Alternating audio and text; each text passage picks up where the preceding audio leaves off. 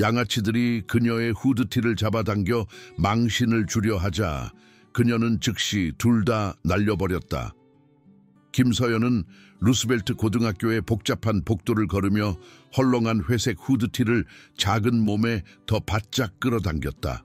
검은 머리카락은 커튼처럼 얼굴을 가렸고 모든 것을 꿰뚫어 보는 듯하면서도 아무것도 드러내지 않는 날카로운 녹색 눈을 부분적으로 가렸다. 키가 겨우 150cm 정도의 가냘픈 체구인 그녀는 유령처럼 복도를 지나다니며 시선을 피하고 벽에 바싹 붙어 다녔다. 대부분의 학생들은 그녀의 존재를 알아차리지 못했고 그것이 바로 그녀가 선호하는 방식이었다. 그녀는 조용한 교회 마을에서 이 거대한 도시로 가족이 이사 오면서 석 달 전에 루스벨트로 전학을 왔다. 원치 않는 관심을 끄는 일 없이도 적응은 충분히 어려웠다. 이전 학교는 더 작고 친밀했으며 조용한 아이는 그저 또 다른 성격 특성일 뿐이지 등의 표적이 그려진 것과 같지 않았다. 아침 햇살이 김서연이 사물함으로 향할 때 주 복도의 높은 창문을 통해 쏟아져 들어왔다. 그녀는 머리를 숙이고 다른 운동화 아래에 긁힌 리놀륨 타일에 집중했다. 10대들의 수다, 사물함 닫히는 소리, 삐걱거리는 운동화 소리 등 익숙한 소음들이 뒤섞여 그녀가 무시하는 법을 배운 혼란스러운 소리를 만들어냈다. 그녀가 원하는 것은 별다른 사건 없이 또 하루를 보내는 것뿐이었다. 어머, 누가 행차하셨나? 칼처럼 아침 소음을 가르는 목소리가 들렸다. 김서연의 속이 울렁거렸다. 누가 말하는지 굳이 쳐다볼 필요도 없었다. 루스벨트 고등학교의 자칭 사회적 계층의 왕인 박준우가 그녀의 사물함으로 가는 길을 막고 서 있었다. 180cm가 넘는 키에 몇 년간의 미식 축구부 활동으로 다져진 넓은 어깨를 가진 박준우는 어디를 가든 시선을 사로잡았다. 완벽하게 스타일링된 금발머리와 명품 옷은 그가 살면서 부족한 것이 없었던 사람임을 나타냈다. 그의 양옆에는 항상 함께하는 두 친구가 있었다. 박준우만큼 키가 크지만 훨씬 마른 체형에 얼굴에서 잔인한 미소가 떠나지 않는 듯한 최민석, 그리고 아름다움만큼이나 독서를 퍼붓는 김민지였다. 그들은 함께 루스벨트 고등학교에서 가장 두려운 3인방을 이루었고 김서연이 이해할 수 없는 이유로 그녀를 주요 표적으로 삼기로 결정했다. 후드티 아가씨, 너한테 말하는 거야.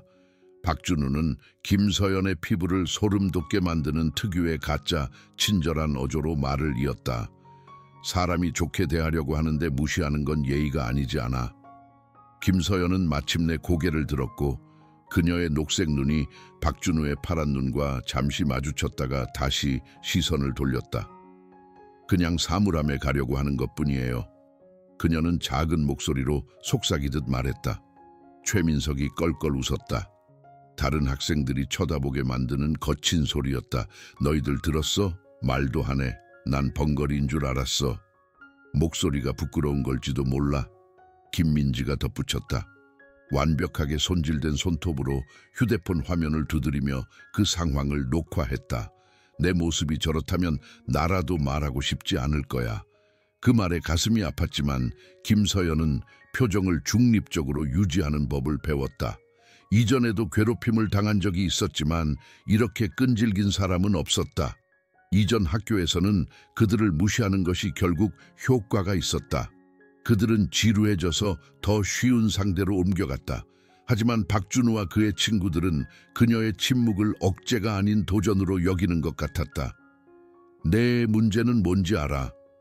박준우가 더 가까이 다가와 김서연이 그의 비싼 향수 냄새를 맡을 수 있을 때 말했다. 네가 우리보다 잘난 줄 안다는 거야. 혼자 있는다고 다른 사람보다 낫다는 듯이 여기저기 돌아다니는 거 말이야. 그런 생각 안 해요. 김서연은 여전히 조용하지만 그들이 알아차리지 못하기를 바라는 약간의 날카로운 어조로 대답했다. 오, 의견이 있긴 있네. 최민석이 포식자처럼 그녀의 뒤로 돌면서 말했다. 말해봐, 후드티 아가씨. 무슨 생각해?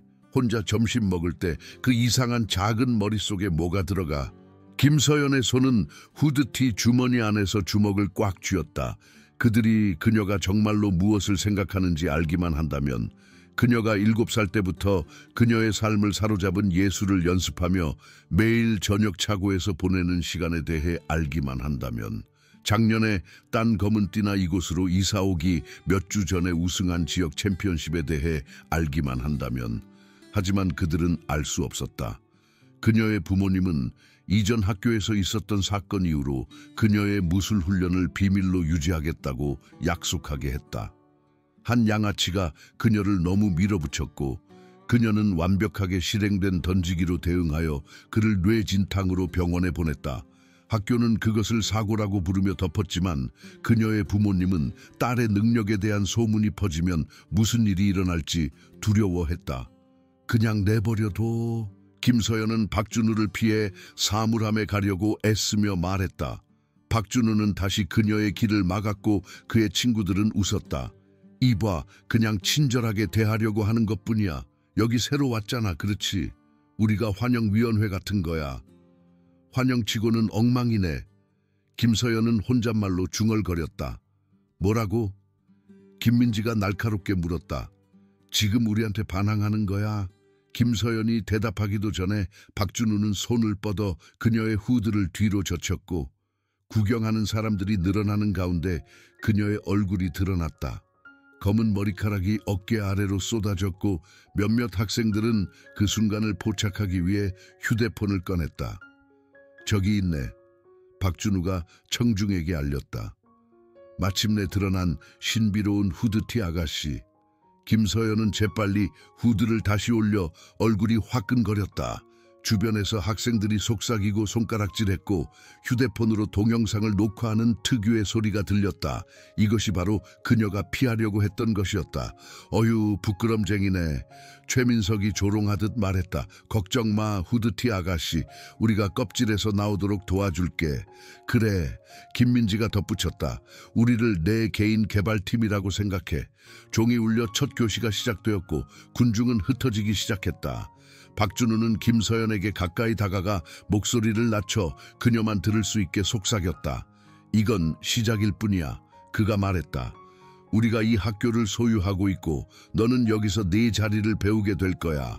그 3인방이 웃고 하이파이브를 하며 걸어갈 때 김서연은 사물함 옆에 꼼짝 않고 서 있었다. 그녀가 비밀번호를 풀 때 손이 떨렸고, 다른 학생들의 시선이 느껴졌다. 어떤 사람들은 동정적으로 보았지만 아무도 개입하지 않았다. 루스벨트 고등학교에서는 그렇게 돌아갔다. 박준우와 그의 친구들은 건드릴 수 없는 존재였고, 다른 모든 사람들은 그저 살아남으려고 애쓰고 있었다. 나머지 아침 시간은 수업과 속삭이는 대화로 흐릿하게 지나갔다. 김서연은 복도에서의 만남에 대한 소문이 학교의 소셜 네트워크를 통해 퍼지고 있다는 것을 알 수 있었다. 학생들은 그녀를 쳐다보았다가 재빨리 시선을 돌렸고, 새로운 여자애와 박준우의 최신 희생자에 대한 대화의 단편들을 들었다. 점심시간이 되자 김서연은 평소처럼 도서관으로 피신했고, 거기서 조용히 샌드위치를 먹고 싶었다. 도서관은 안전한 공간이어야 했지만 그곳에서도 박준우의 아침 공연이 가져온 관심을 피할 수 없었다. 저기 후드티 아가씨 맞죠? 옆에서 목소리가 들렸다. 김서연이 올려다보니 따뜻한 갈색 눈과 친절한 미소를 가진 키 큰 소년이 보였다.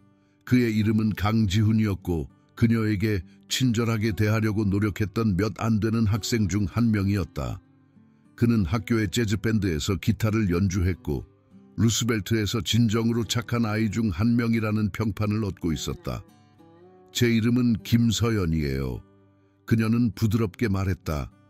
알아요. 강지훈이 그녀 맞은편 의자에 앉으며 말했다. 오늘 아침에 무슨 일이 있었는지 들었어요. 박준우는 멍청이에요. 김서연은 그의 솔직함에 놀랐다. 루스벨트의 대부분의 학생들은 박준우가 없더라도 그에 대해 나쁜 말을 하지 않도록 조심했다. 괜찮아요. 그녀는 말했지만 둘 다 그렇지 않다는 것을 알고 있었다. 아니, 괜찮지 않아요. 강지훈은 주장했다. 그가 당신에게 그렇게 할 권리는 없었어요. 그들 중 누구도 없었어요. 잠시 동안 김서연은 가슴 속에 따뜻함이 퍼지는 것을 느꼈다. 누군가가 그녀에게 진정한 친절을 보여준 지 너무 오래되어서 거의 잊고 있었다. 강지훈의 걱정은 진실된 것처럼 보였고 괴롭힘을 보고도 막기 위해 의미 있는 일을 하지 않는 교사들에게서 때때로 받는 연기적인 동정심과는 달랐다. 고마워요. 그녀는 진심으로 말했다. 저희가 서로 잘 모른다는 걸 알지만 점심시간에 저와 제 친구들과 함께 앉고 싶다면 언제든지 환영이에요. 강지훈이 제안했다. 저희는 인기 있는 아이들은 아니지만 나쁜 녀석들도 아니에요. 김서연은 눈물이 글썽거리는 것을 느꼈다. 정말 고마워요. 생각해봐요. 강지훈이 일어서며 말했다. 그리고 박준우 때문에 힘들어하지 마세요. 그는 말뿐이에요. 강지훈이 걸어갈 때 김서연은 몇 달 동안 경험하지 못했던 희망을 느꼈다. 어쩌면 루스벨트 고등학교가 감옥이 될 필요는 없을지도 모른다. 어쩌면 그녀도 결국 이곳에서 자리를 찾을 수 있을지도 모른다. 그 희망은 20분 후 박준우와 그의 친구들이 도서관 뒤편석에서 그녀를 궁지에 몰아넣었을 때 산산조각이 났다. 그들은 사서가 휴식을 위해 자리를 비울 때까지 기다렸고 그 공간은 감시받지 않았다. 정말로 여기서 우리를 피할 수 있다고 생각했어? 박준우가 낮지만 위협적인 목소리로 물었다. 강지훈과 이야기하는 것을 봤어. 김민지가 가짜로 달콤한 목소리로 말했다. 친구를 사귀고 있네? 착한 사람이에요. 김서연은 목소리를 침착하게 유지하려고 애쓰며 말했다. 착해. 최민석이 웃었다. 너처럼 루저야? 완벽한 짝이지. 박준우가 더 가까이 다가왔고 김서연은 심장이 두근거리는 것을 느낄 수 있었다. 그녀의 모든 본능은 방역하고 수년간의 훈련을 통해 익힌 기술을 사용하라고 외치고 있었다. 하지만 그녀는 그럴 수 없었다. 그녀는 약속을 했다. 친구에 대해 말하자면 박준우는 위험한 어조로 말했다. 너처럼 먹이사슬의 맨 아래에 있을 때 친구를 사귀는 것은 우리에게 널 해칠 수 있는 더 많은 방법을 줄 뿐이야. 무슨 뜻이에요? 김서연은 이미 알고 있다는 것이 두려웠지만 물었다. 그 착한 강지훈이 네가 선을 지키는 법을 배우지 못하면 문제가 생길 수도 있다는 뜻이야. 박준우가 대답했다. 어쩌면 그의 기타가 부서질 수도 있어. 어쩌면 숙제가 계속 사라져서 성적이 떨어지기 시작할 수도 있고 어쩌면 네가 받는 것과 똑같은 취급을 받기 시작할 수도 있어. 그 위협은 김서연에게 육체적인 타격처럼 느껴졌다. 그녀는 자신에게 향하는 괴롭힘을 견디는 법을 배웠지만 그녀와의 연관성 때문에 강지훈이 고통받는다는 생각은 견딜 수 없었다. 그를 내버려 둬요. 그녀는 그녀가 느끼는 것보다 더 강한 목소리로 말했다. 그건 너에게 달려있어. 박준우가 잔인한 미소를 지으며 말했다. 그에게서 떨어져 입을 다물고 어쩌면 내 새 친구에게 아무 일도 일어나지 않을 거야. 하지만 그러지 않으면 김민지가 덧붙였다. 강지훈은 남은 학년을 매우 불쾌하게 보낼 거라고 말해두지. 그 3인방이 그녀를 석에 홀로 남겨두고 떠나자 김서연은 근처 의자에 주저앉았다. 그녀는 함정에 빠진 기분이었다. 이전보다 더 그랬다. 괴롭힘은 감당할 수 있었지만 강지훈이 그녀 때문에 다치는 것은 참을 수 없었다. 그녀는 그에게서 거리를 두어야 할 것이고 그것은 그녀가 이곳에서 찾은 한 줄기 희망을 포기하는 것을 의미했다. 다음 몇 주 동안은 우울한 패턴으로 흘러갔다. 매일 새로운 모욕, 박준우와 그의 친구들이 그녀에게 학교의 사회적 계층에서 그녀의 자리를 상기시키는 새로운 방법이 있었다. 그들은 복도에서 그녀의 손에서 책을 떨어뜨리고 그녀가 지나갈 때 외모에 대해 큰 소리로 언급하고 소셜미디어에 그녀에 대해 미묘하지만 잔인한 글을 올렸다. 가장 끔찍한 부분은 그녀가 그를 피하기 시작했을 때 강지훈의 혼란스럽고 상처받은 표정을 보는 것이었다. 그는 여러 번 그녀에게 접근하려고 노력했지만 그녀는 변명하고 떠났다. 그녀는 그가 무엇을 잘못했는지 궁금해하고 있다는 것을 알 수 있었고 그녀는 친절을 보여준 사람을 아프게 하는 것에 가슴이 아팠다. 10월 말 어느 날 오후 김서연은 학교 운동장을 걷다가 강지훈이 벤치에 혼자 앉아 기타를 치는 것을 보았다. 그는 슬퍼 보였고 그녀는 그녀가 그의 우울함의 원인일 수도 있다는 것을 깨달았다. 그녀는 그에게 가서 왜 그를 피했는지 설명하고 싶었지만 박준우의 분노를 감수할 수 없다는 것을 알았다. 감동적인 장면이네. 뒤에서 목소리가 들렸다. 김서연이 돌아보니 김민지가 평소에 미소를 지으며 다가오고 있었다. 있잖아, 거의 그가 불쌍해. 그는 정말로 네가 친구가 될 거라고 생각했어. 그를 내버려 둬요. 김서연은 조용히 말했다. 오, 그러고 있어. 김민지가 대답했다. 네가 착한 아이로 남아 그에게서 떨어져 있는 한. 하지만 그거 알아? 그는 네가 일부러 그를 피하고 있다는 것을 알아차리기 시작한 것 같아. 그는 바보가 아니야. 김서연의 속이 꽉 조여졌다. 그녀는 강지훈이 그녀가 자연스럽게 반사회적이라고 생각하고 그냥 넘어갈 것이라고 희망했지만 김민지가 옳았다. 강지훈은 너무 예민해서 오랫동안 속일 수 없었다. 뭘 원해? 김서연이 물었다. 내 자리를 이해하길 바라. 김민지가 더 강한 어조로 말했다. 너는 여기서 아무것도 아니야. 아무것도 아닌 것보다 더 못해. 그리고 네가 그것을 빨리 받아들일수록 내 삶은 더 쉬워질 거야. 누구에게도 폐를 끼치지 않고 있어요. 김서연이 항의했다. 네 존재 자체가 우리를 괴롭혀. 김민지가 차갑게 대답했다. 네가 큰 비밀이라도 있는 것처럼, 다른 사람보다 더 나은 것처럼 여기저기 돌아다니는 방식 말이야. 한심해. 알기만 한다면. 김서연은 주먹을 꽉 쥐며 생각했다. 내가 정말로 무엇을 할 수 있는지 알기만 한다면. 하지만 그녀는 아무 말도 하지 않고 항상 그랬듯이 그냥 거기 서서 받아들였다. 김민지는 결국 지루해져서 떠났고 김서연은 그녀의 생각과 점점 더 커지는 분노 속에 홀로 남겨졌다. 그날 저녁 김서연은 어머니를 걱정하게 할 정도로 강렬하게 자세와 동작을 연습하며 3시간 동안 차고에서 보냈다. 그녀는 이전 스승에게 깊은 인상을 줄 발차기와 주먹으로 헤비백을 공격했고 모든 좌절감과 분노를 훈련에 쏟아부었다.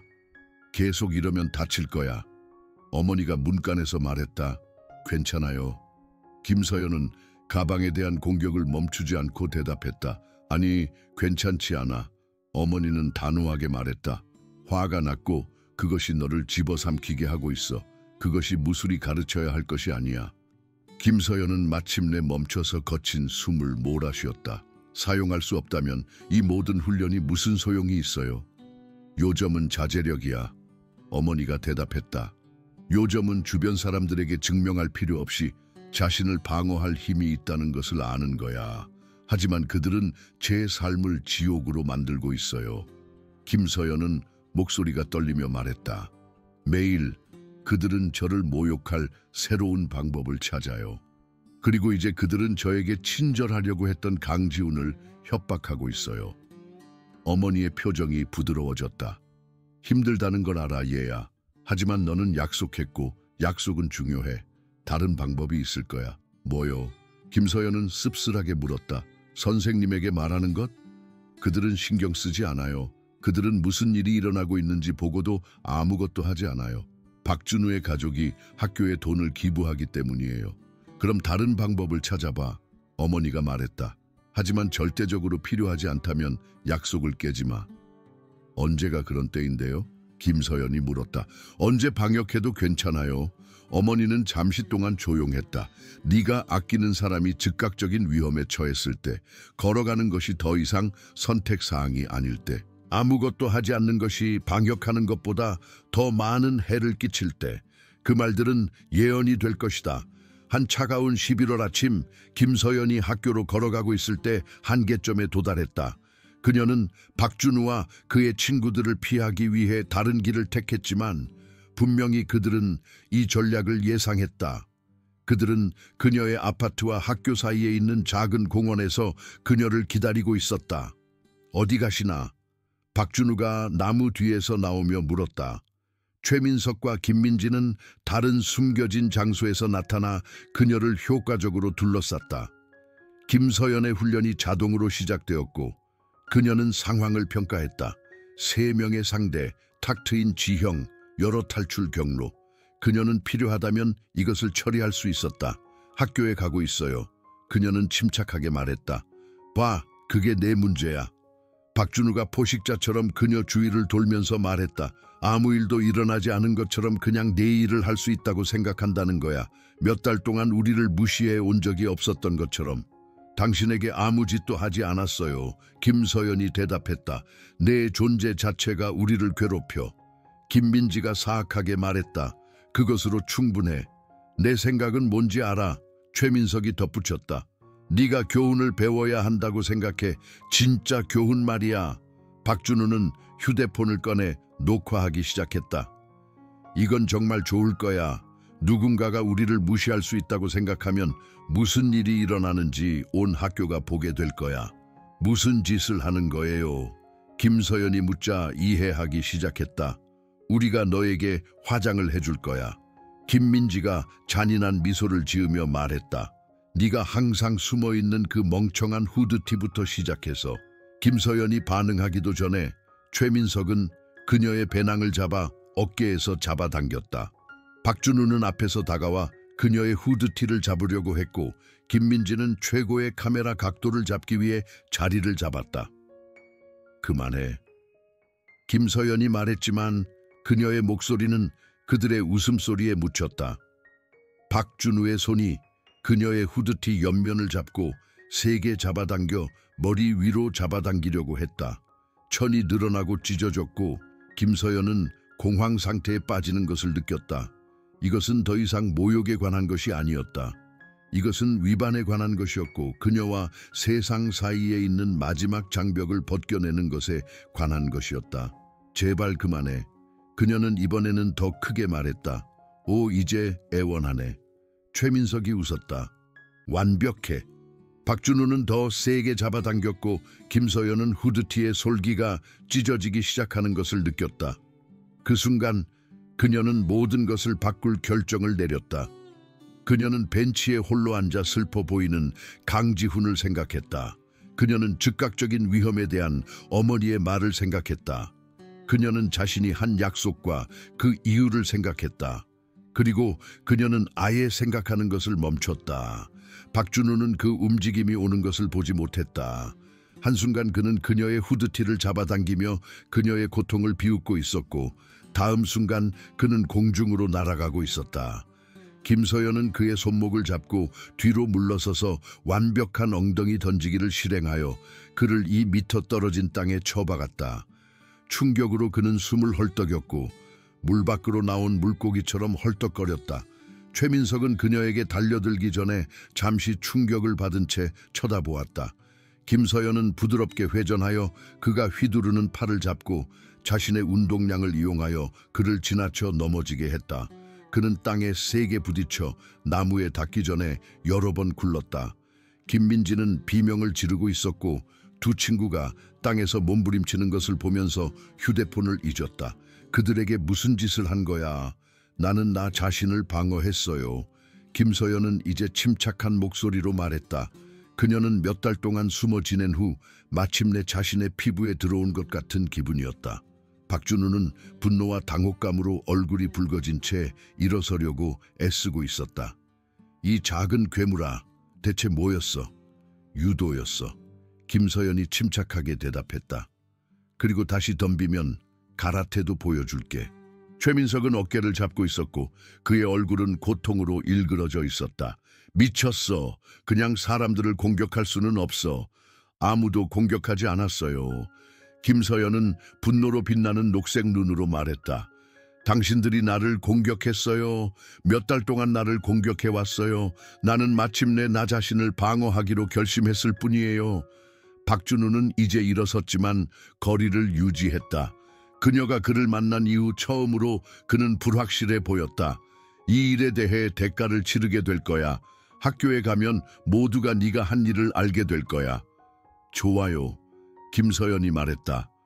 알아야 할지도 몰라요. 당신들이 내게 무슨 짓을 해왔는지 모두가 알아야 할지도 몰라요. 그녀는 여전히 휴대폰을 들고 있는 김민지를 쳐다봤다. 다 찍었어? 내가 방역하는 부분뿐만 아니라 전부 게시해. 당신 셋이 먼저 내게 무슨 짓을 하고 있었는지 보여줘. 김민지의 얼굴이 창백해졌다. 그녀가 포착한 영상은 실제로 폭행 시도를 보여줄 것이고 그것은 그녀가 대답하고 싶지 않은 질문을 제기할 것이다. 이것으로 끝이 아니야. 박준우가 으르렁거렸지만 그의 목소리에는 평소의 자신감이 부족했다. 네, 끝났어요. 김서연이 단호하게 말했다. 더 이상 당신이 나를 해치게 내버려 두지 않을 것이기 때문에 끝났어요. 그리고 강지훈이나 다른 사람을 괴롭힐 생각만 해도 당신이 어떤 사람인지 온 학교에 알릴 거예요. 3명의 양아치가 절뚝거리며 떠나자 김서연은 몇 달 동안 경험하지 못했던 자유를 느끼며 공원에 서 있었다. 그녀를 짓누르고 있던 비밀과 두려움의 무게는 사라지고 거의 황홀할 정도의 힘이 실리는 느낌으로 대체되었다. 그녀는 공원 사건에 대한 소문이 이미 퍼졌다는 것을 알고 학교에 도착했다. 학생들은 작은 그룹으로 모여 속삭이고 경외감과 두려움이 뒤섞인 눈으로 그녀를 쳐다보고 있었다. 어떤 사람들은 김민지의 영상을 보았는데 실제로 그녀의 후드티에 대한 박준우의 폭행을 포함하여 전체 만남을 포착했다. 김서연, 강지훈이 걱정스러운 얼굴로 그녀 옆에 나타났다. 괜찮아? 무슨 일이 있었는지 들었어. 괜찮아요. 그녀는 말했고 몇 달 만에 처음으로 진심으로 말했다. 박준우를 던졌다는 게 믿기지 않아. 강지훈은 놀라움에 고개를 저으며 말했다. 어디서 그걸 배웠어?